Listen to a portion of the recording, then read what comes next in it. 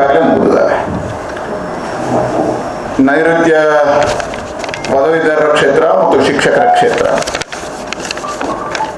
ಪದವೀಧರರ ಕ್ಷೇತ್ರವನ್ನು ಕಳೆದ 1988ರಿಂದ ನಿರಂತರವಾಗಿ ಭಾರತೀಯ ಜನತಾ ಪಾರ್ಟಿಯ ಅಭ್ಯರ್ಥಿಗಳು ಆಯ್ಕೆ ಆಗ್ತಾ ಇದ್ದಾರೆ.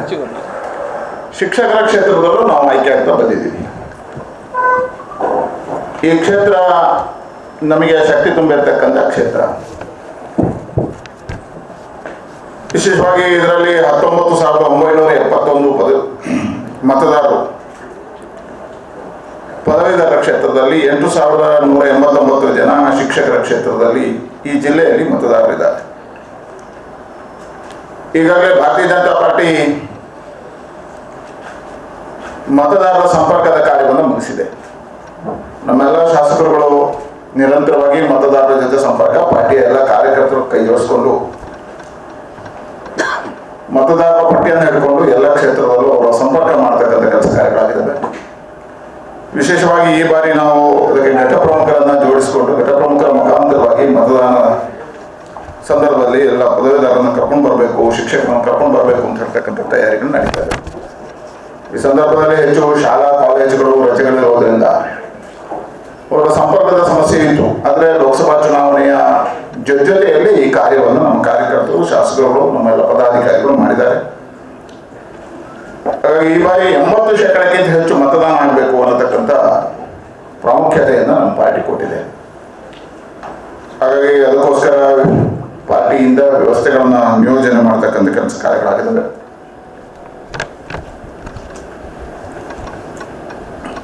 ನಮಗೆ ವಿಶ್ವಾಸ ಇದೆ ಈ ಬಾರಿಯೂ ಎರಡೂ ಕ್ಷೇತ್ರದಲ್ಲೂ, ವಿಶೇಷವಾಗಿ ಭಾರತೀಯ ಜನತಾ ಪಾರ್ಟಿಯ ನೇರವಾಗಿರ್ತಕ್ಕಂಥ ಅಭ್ಯರ್ಥಿ ಪದವೀಧರ ಕ್ಷೇತ್ರಕ್ಕೆ ಧನಂಜಯ ಸಜ್ಜಿ ಅವರನ್ನು ನಿಲ್ಲಿಸಲಾಗಿದೆ. ಒಬ್ಬರು ವೈದ್ಯರು, ಸಾಮಾಜಿಕ ಕಾರ್ಯಕರ್ತರಾಗಿ ಕೆಲಸವನ್ನು ಮಾಡಿರ್ತಕ್ಕಂಥವರು, ಬೇರೆ ಬೇರೆ ರೀತಿಯ ಸಾರ್ವಜನಿಕ ಸೇವೆಯಲ್ಲಿ ಗುರುತಿಸಿಕೊಂಡವರು, ಒಬ್ಬರು ಶಿವಮೊಗ್ಗದ ಶ್ರೇಷ್ಠ ವೈದ್ಯರು.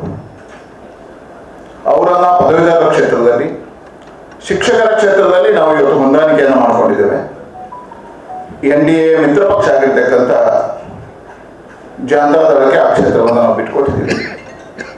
ಕಳೆದ ಬಾರಿ ಭೋಜೇಗೌಡರು ಈ ಕ್ಷೇತ್ರದಲ್ಲಿ ಆಯ್ಕೆ ಆಗಿದ್ರು. ಈ ಬಾರಿ ಮತ್ತೆ ಭಾರತೀಯ ಜನತಾ ಪಾರ್ಟಿ NDA ಜನತಾ ದಳದ ಅಭ್ಯರ್ಥಿಯಾಗಿ ಅವರನ್ನು ಸ್ಪರ್ಧೆಗಿಳಿಸಿದ್ದೀವಿ. ಇಬ್ಬರನ್ನ ಮತದಾರ ಆಶೀರ್ವಾದ ಮಾಡ್ತಾರೆ ಅಂತಕ್ಕಂಥ ವಿಶ್ವಾಸ ಇದೆ. ಭೋಜೇಗೌಡರು ಕಳೆದ 5 ವರ್ಷದಲ್ಲಿ ಚೆನ್ನಾಗಿರ್ತಕ್ಕಂಥ ಕೆಲಸವನ್ನು ಮಾಡಿದ್ದಾರೆ.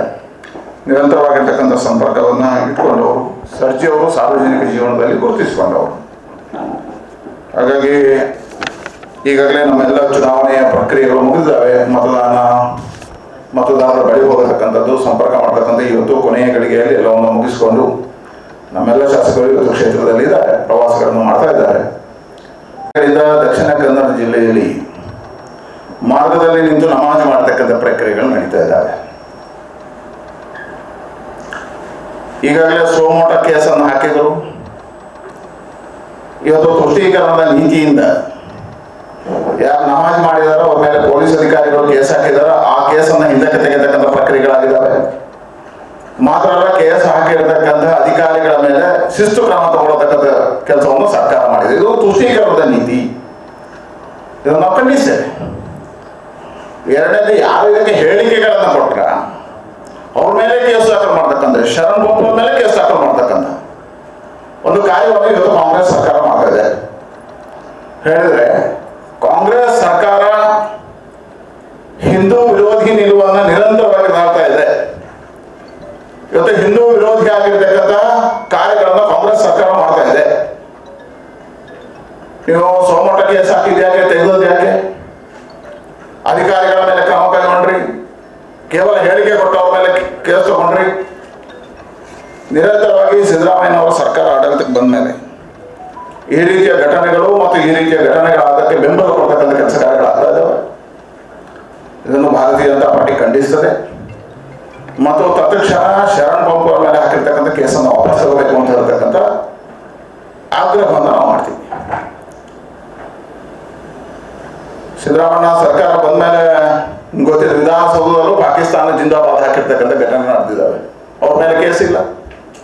ಮೆರವಣಿಗೆಯಲ್ಲಿ ಕಾಂಗ್ರೆಸ್ ಗೆದ್ದ ವಿಜಯೋತ್ಸವದ ಮೆರವಣಿಗೆಯಲ್ಲಿ ಪಾಕಿಸ್ತಾನ ಧ್ವಜ ಹಾರಿಸಿರ್ತಕ್ಕಂಥ ಕೇಸ್ ಇಲ್ಲ. ಇದರ ಪರಿಣಾಮವಾಗಿ ಇವತ್ತು ಹುಬ್ಬಳ್ಳಿಯಲ್ಲಿ ನಡೆದಿರುವ ಘಟನೆಗಳು, ಬೇರೆ ಬೇರೆ ನಡೆದಿರ್ತಕ್ಕಂಥ ಹತ್ಯೆ ಘಟನೆಗಳು, ಈ ರೀತಿಯ ಕೃತ್ಯ ಮಾಡತಕ್ಕಂಥವರಿಗೆ ಕಾಂಗ್ರೆಸ್ ಸರ್ಕಾರ ಕೊಟ್ಟಿರ್ತಕ್ಕಂಥ ಬೆಂಬಲದಿಂದ ಆಗಿದೆ. ಹಾಗಾಗಿ ಇವತ್ತು ಕಾಂಗ್ರೆಸ್ ಸರ್ಕಾರ ನಿರಂತರವಾಗಿರ್ತಕ್ಕಂತಹ ತುಷ್ಟೀಕರಣದ ನೀತಿಯಿಂದ ಈ ರಾಜ್ಯದಲ್ಲಿ ಅಶಾಂತಿಯ ವಾತಾವರಣ ನಿರ್ಮಾಣ ಆಗಿದೆ, ಶಾಂತಿ ಕಾಪಾಡಲು ವಿಫಲಾಗಿದೆ. ಈ ಸರ್ಕಾರ ಸಾಮಾನ್ಯ ಜನರಿಗೆ ರಕ್ಷಣೆ ಕೊಡುವಲ್ಲಿ ವಿಫಲಾಗಿದೆ. ಈ ಸರ್ಕಾರದಿಂದ ಗುಂಡಾ ರಾಜಕಾರಣ ಜಾಸ್ತಿ ಆಗಿದೆ.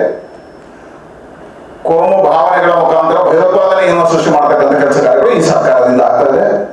ಇವತ್ತು ಸಾರ್ವಜನಿಕ ರಸ್ತೆಗಳಲ್ಲಿ ನಮಾಜ್ ಮಾಡತಕ್ಕಂಥ ಪ್ರಕ್ರಿಯೆಗಳು ನಡೆಯುವುದು. ಮುಂದಿನ ದಿನಗಳಲ್ಲಿ ಇದನ್ನು ಗಂಭೀರವಾಗಿ ಪರಿಗಣಿಸದೇ ಇದ್ದರೆ ಇನ್ನೂ ಹೆಚ್ಚಿನ ಘಟನೆಗಳು ಆಗಬಹುದು ಅನ್ನುವಂಥ ಎಚ್ಚರಿಕೆಯನ್ನು ಈ ಸರ್ಕಾರ ಮುಂದೆ